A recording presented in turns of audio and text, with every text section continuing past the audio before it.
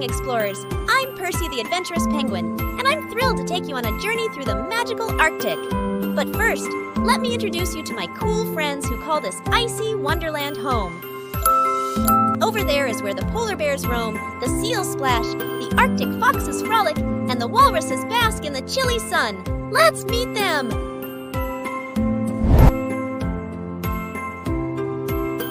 Meet Polly the polar bear, the queen of the frozen tundra.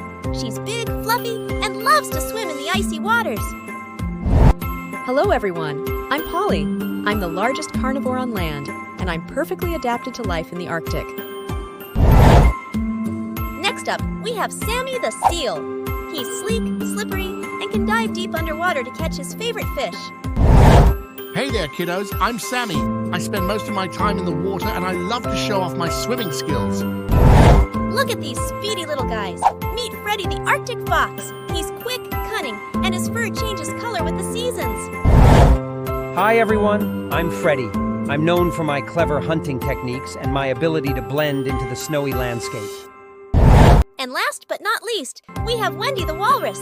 She's large, majestic, and her long tusks help her dig for clams in the icy seabed.